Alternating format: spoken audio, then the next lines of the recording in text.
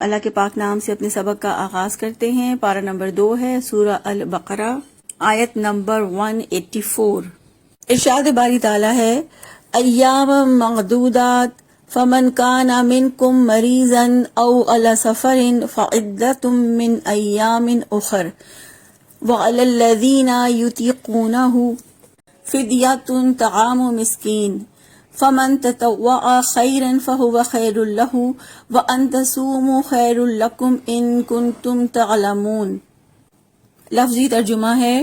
ایامن چند دن، معدودات گنے ہوئے، فمن پس جو، کانا ہو، منکم تم میں سے، مریضن بیمار، او یا علی سفرن کسی سفر پر، فعدتن تو گنتی پوری کرے، من ایامن اخر دوسرے دنوں سے، اور علی الذین ان لوگوں پر جو یطیقونہ وہ سب طاقت رکھتے ہوں اس کی، فدیۃ فدیہ، طعام کھانا کھلانا، مسکین ایک مسکین کا، فمن پس جو، تطوع خوشی سے کرے، خیرن بھلائی، فہوا تو وہ، خیر لہ بہتر ہے اس کے لیے، وان اور یہ کہ تصوموا تم سب روزہ رکھو، خیرن زیادہ بہتر ہے، لکم تمہارے لیے، ان کنتم اگر ہو تم، تعلمون تم سب جانتے۔ با محاورہ ترجمہ ہے گنتی کے چند دن ہیں، پھر جو کوئی تم لوگوں میں سے مریض ہو یا سفر پر ہو تو دوسرے دنوں سے شمار کر کے مدت پوری کرنا ہے، اور جو لوگ اس کی طاقت رکھتے ہوں تو ان پر ایک مسکین کا کھانا فدیہ ہے، پھر جو کوئی خوشی سے کوئی نیکی کرے تو اس کے لیے بہتر ہے، اور یہ کہ تم روزہ رکھو تمہارے لیے بہتر ہے اگر تم جانتے ہو۔ اللہ رب العزت نے اس آیت کی ابتدا میں فرمایا ایام معدودات، گنتی کے چند دن ہیں، کیونکہ فرض روزوں کے دن کم ہوتے ہیں اور وہ طویل زمانے کا ایک چھوٹا حصہ ہوتے ہیں، یعنی 12 مہینوں میں سے صرف ایک مہینے کے روزے فرض ہیں، اس لیے فرمایا گنتی کے چند دن ہیں۔ اور یہ اللہ تعالیٰ کی رحمت ہے کہ اللہ تعالیٰ نے پورے سال کے روزے نہیں رکھوائے اور پورے سال کے مقابلے میں صرف رمضان کے مہینے کے روزے فرض کیے۔ پھر فرمایا فمن کانا منکم مریضن، پھر تم میں سے جو کوئی مریض ہو، او علی سفرین یا سفر پر ہو، فعدۃ من ایام اخر تو دوسرے دنوں سے شمار کر کے مدت پوری کرنا ہے۔ مریض اپنے مرض کی وجہ سے اور مسافر اپنے سفر کی وجہ سے مشقت برداشت کرتا ہے، اس لیے ان دونوں کو روزہ رکھنے کی رخصت دی گئی ہے۔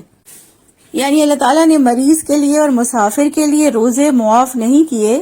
بلکہ ان کو رخصت دی ہے، اور پھر فرمایا فعدۃ من ایام اخر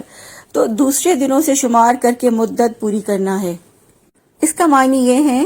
کہ جب مریض کا مرض ختم ہو جائے اور وہ صحت یاب ہو جائے، اور اسی طرح مسافر کا سفر ختم ہو اور وہ اپنی منزل پر پہنچے، تو پھر وہ چھوڑے ہوئے روزوں کی قضا دے گا، یعنی وہ روزے رکھے گا۔ اس میں اللہ رب العزت نے یہ آسانی دی ہے کہ روزہ چھوڑنے والا اپنی آسانی کے مطابق جب چاہے روزوں کی قضا رکھ لے، اور اس میں اس بات کی بھی دلیل ہے کہ گرمیوں کے طویل دنوں کی قضا سردیوں کے چھوٹے دنوں میں بھی دی جا سکتی ہے، اور یہ حکم اس لیے دیا تاکہ مومن روزے کے فوائد سے محروم نہ رہے۔ پھر فرمایا وَعَلَى الَّذِينَ يُطِيقُونَهُ فِدْيَةٌ طَعَامُ مِسْكِينٍ، اور جو لوگ اس کی طاقت رکھتے ہوں تو ان پر ایک مسکین کا کھانا فدیہ ہے۔ یہ حکم روزوں کے فرض ہونے کی ابتدا میں تھا کہ مسلمانوں کو روزے رکھنے کی چونکہ عادت نہیں تھی، اور جب ان پر روزے فرض ہوئے تو اللہ تعالیٰ نے آسان طریقے سے انہیں فریضے کی ادائیگی پر لگا دیا، اور روزے کی طاقت رکھنے والے کو اللہ تعالیٰ نے اختیار دے دیا کہ چاہے تو روزہ رکھ لے اور چاہے تو ایک روزے کا بدلہ ایک مسکین کو کھانا کھلا دے، مگر روزہ رکھنا افضل ہے۔ یہاں یہ بات ضرور ذہن میں رکھیں کہ یہ روزے کی فرضیت کا ابتدائی حکم تھا جہاں نہ رکھنے کا اختیار دیا، لیکن بعد میں اللہ تعالیٰ نے جب روزے کی فرضیت کا حتمی حکم نازل فرمایا تو پھر روزہ بغیر عذر کے چھوڑنا گناہ قرار دیا۔ پھر فرمایا فَمَن تَطَوَّعَ خَيْرًا فَهُوَ خَيْرٌ لَهُ، پس جو کوئی خوشی سے کوئی نیکی کرے تو وہ اس کے لیے بہتر ہے۔ خوشی سے مراد یہ ہے کہ اگر کوئی ایک آدمی کے بجائے زیادہ آدمیوں کو کھانا کھلانا چاہے، یعنی فدیے کے طور پر زیادہ مسکین کو کھانا کھلانا چاہے، تو یہ اس کے لیے بہتر ہے۔